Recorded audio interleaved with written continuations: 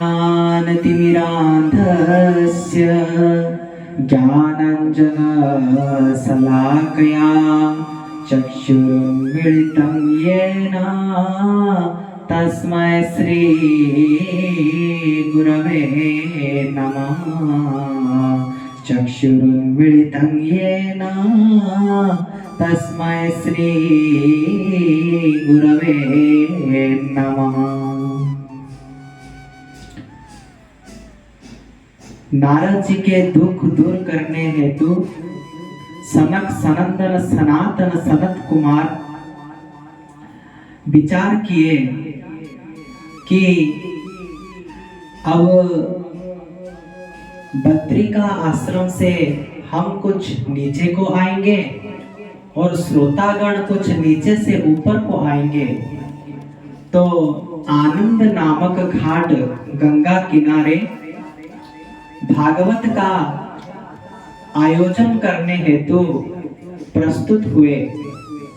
और नारद जी जैसे सबको बुलाने हेतु गए, तो वो देख रहे हैं पहले से ही सब भागवत सुनने कारण आ रहे हैं।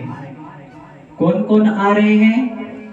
समस्त तीर्थ स्थान, समस्त पवित्र नदियां, गंगा जमुना सरस्वती इत्यादि, समस्त पर्वत, समस्त ऋषियां, तंत्र मंत्र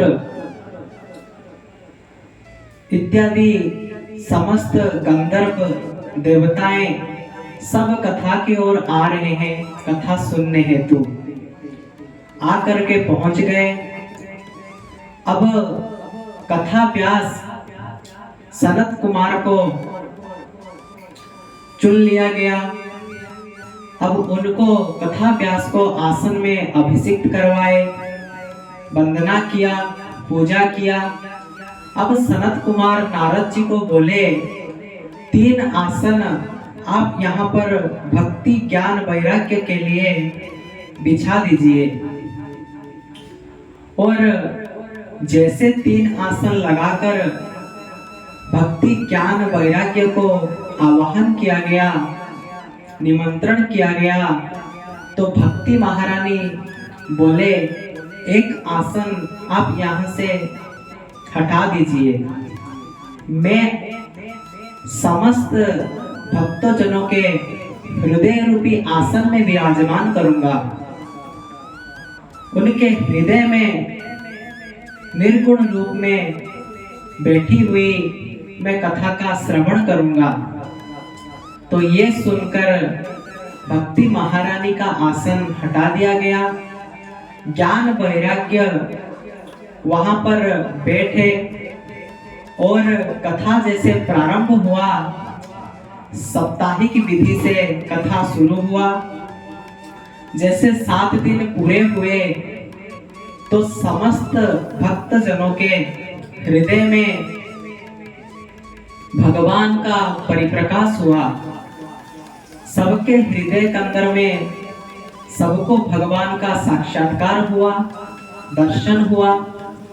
और भक्ति महारानी तुरंत अपने सगुण साकार रूप में प्रकट होकर वहां पर नृत्य करने लगे, अपने 2 पुत्र ज्ञान और वैराग्य के सहित। ज्ञान वैराग्य भी अपने पूर्व अवस्था को प्राप्त कर चुके होते, और तीनों मिलकर वहां पर नृत्य कर रहे हैं, आनंदित होकर के हरिनाम का गुणगान कर रहे हैं। तो ये ज्ञान वैराग्य का दुख इस प्रकार निवारण हुआ। फिर नारद जी प्रश्न कर रहे हैं, ये तो मुझे समझ में आ गया, हम सबको समझ में आ गया कि भक्ति महारानी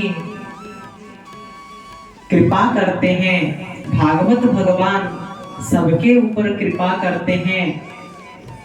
क्या भागवत भगवान पापियों के ऊपर भी कृपा करते हैं? क्या भागवत भगवान पापियों को भी तारते हैं? पापियों के ऊपर भी उनका कृपा का वर्षा होता है? तो ऐसा कौन सा पापी है जो भागवत भगवान को श्रवण करने से वो पाप से मुक्त हो गया है? ऐसा कोई कथा हमें आप सुनाइए।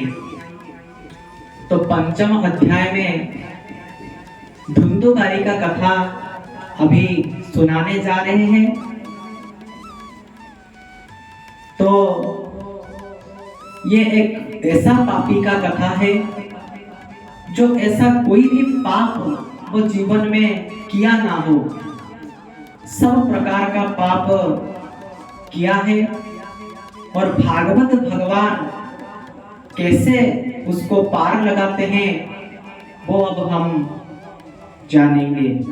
बोलिए श्रीमद् भागवत भगवान की जय, सच्चिदानंद भगवान की जय। जय जय श्री राधे, जय जय श्री राधे, जय जय श्री राधे श्याम।